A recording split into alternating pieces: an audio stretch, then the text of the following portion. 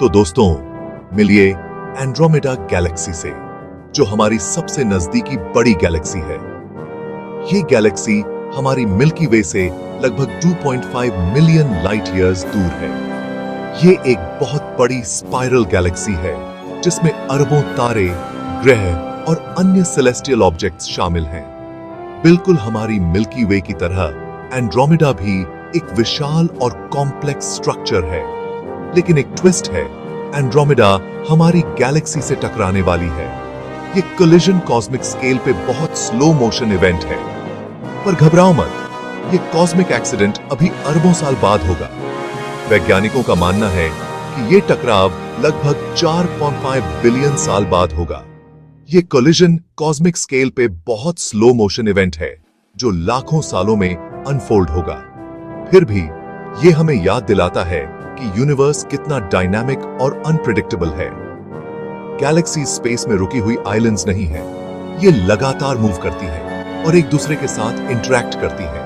ये मूव करती हैं, इंटरैक्ट करती हैं और एक दूसरे में मर्ज भी हो जाती हैं। इस प्रोसेस में नई गैलेक्सीज और स्ट्रक्चर्स बनते हैं। इस टकराव के बाद हमारी मिल्की वे और एंड्रोमेडा एक नई बड़ी इलिप्टिकल गैलेक्सी में मर्ज हो जाएंगे।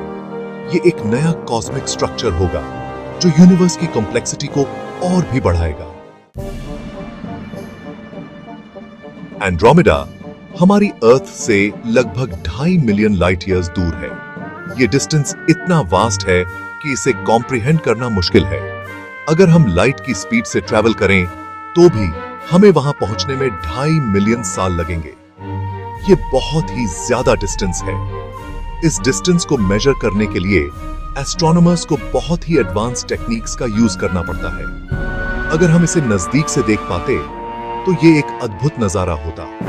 एंड्रोमेडा गैलेक्सी की डिटेल्ड इमेजेस हमें इसकी कॉम्प्लेक्स स्ट्रक्चर और ब्यूटी को समझने में मदद करती है। एंड्रोमेडा हमारी मिल्की वे से भी बड़ी है।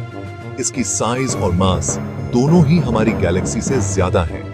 इसमें लगभग 1 ट्रिलियन स्टार्स हैं, जो हमारी मिल्की वे के स्टार्स की संख्या से लगभग 10 गुना ज्यादा है, जबकि हमारी गैलेक्सी में 100 बिलियन है। ये डिफरेंस हमें गैलेक्सीज की डाइवर्सिटी और उनकी फॉर्मेशन प्रोसेसेस के बारे में बहुत कुछ सिखाता है। इसका मतलब है कि एंड्रोमेडा में स्टार्स और प्लैनेट्स बनाने के लिए बहुत ज्यादा रॉ मटेरियल है। ये रॉ मटेरियल गैस और डस्ट के रूप में होता है, जो नए स्टार्स और प्लैनेट्स की फॉर्मेशन के लिए एसेंशियल है। एस्ट्रोनॉमर्स एंड्रोमेडा को स्टडी करके ये जानने की कोशिश करते हैं कि गैलेक्सीज कैसे बनती हैं और इवॉल्व होती हैं। ये स्टडीज हमें यूनिवर्स के ओरिजिन और एवोल्यूशन के बारे में वैल्यूएबल इंसाइट्स देती हैं।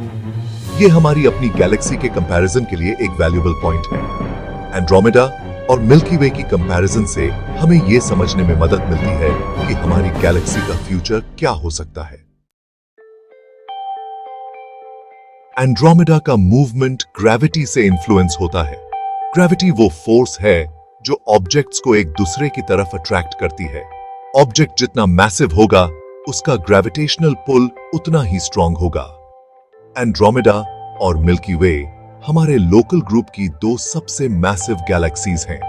इसका मतलब है कि ये एक दूसरे पर बहुत स्ट्रांग ग्रेविटेशनल पुल डालती हैं। यही पुल उन्हें समय के साथ एक दूसरे के करीब ला रहा है। आखिरकार ये कोलाइड होकर एक बड़ी गैलेक्सी में मर्ज हो जाएंगी। एस्ट्रोनॉमर्स ने इस फ्यूचर गैलेक्सी को मिल्कोमेडा नाम दिया है।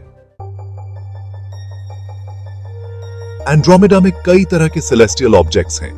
हमारी अपनी गैलेक्सी की तरह इसमें स्टार क्लस्टर्स, नेबुले और ब्लैक होल्स भी हैं।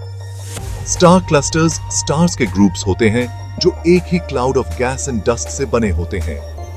नेबुले गैस एंड डस्ट के क्लाउड्स होते हैं जो अक्सर नियर बाय स्टार्स की लाइट से इल्यूमिनेट होते हैं। ये नए स्टार्स के बर्थ प्लेसेस होते हैं। एंड्रोमेडा स्टार फॉर्मिंग रीजन से भरपूर है। ये इसे एस्ट्रोनॉमर्स के लिए एक एक्साइटिंग टारगेट बनाता है जो स्टार्स के लाइफ साइकिल को स्टडी कर रहे हैं। Section 5, the milky way approaching neighbour. Andromeda और मिल्की वे के बीच का ग्रेविटेशनल पुल बहुत पावरफुल है। जैसे जैसे ये पास आएंगे, उनका ग्रेविटेशनल इंटरैक्शन और भी स्ट्रांग होता जाएगा। इससे दोनों गैलेक्सीज का शेप बिगड़ेगा। उनके स्पाइरल आर्म्स स्ट्रेच और वॉर्प हो जाएंगे। गैस और स्टार्स के स्ट्रीम्स हर गैलेक्सी से बाहर निकलेंगे। ये कॉस्मिक डांस एक स्लो और ग्रेजुअल प्रोसेस होगा जो अरबों सालों तक चलेगा। Section 6 When Galaxies Collide। जब एंड्रोमेडा और मिल्की वे आखिरकार कोलाइड होंगे तो इसका रिजल्ट एक स्पेक्टेक्युलर कॉस्मिक इवेंट होगा। हालांकि यह नामुमकिन है कि इंडिविजुअल स्टार्स एक दूसरे से कोलाइड करेंगे। स्पेस बहुत बड़ा है और स्टार्स उनके बीच के डिस्टेंसेस के मुकाबले बहुत छोटे हैं। इसकी बजाय गैलेक्सीज एक दूसरे से गुजरेंगी। उनके ग्रेविटेशनल फील्ड्स इंटरैक्ट करेंगे जिससे स्टार्स नए ऑर्बिट्स में फेंक दिए जाएंगे। समय के साथ दोनों गैलेक्सीज मर्ज होकर एक बड़ी गैलेक्सी बन जाएंगी। वो सामरी दत्ताई की ही। Section 7 Unraveling Andromeda's Secrets। Andromeda आज भी एस्ट्रोनॉमर्स को फैसिनेट और इंट्रीग करती है। इस मैसिव गैलेक्सी के बारे में अभी भी बहुत कुछ ऐसा है जो हम नहीं जानते हैं। उदाहरण के लिए एस्ट्रोनॉमर्स इसके सेंटर में मौजूद सुपर मैसिव ब्लैक होल को स्टडी कर रहे हैं। वे गैलेक्सी के अंदर डार्क मैटर के डिस्ट्रीब्यूशन को समझने की भी कोशिश कर रहे हैं। डार्क मैटर एक रहस्यमय पदार्थ है जो लाइट के साथ इंटरैक्ट नहीं करता है। इसे केवल इसके ग्रेविटेशनल इफेक्ट्स के थ्रू ही डिटेक्ट किया जा सकता है।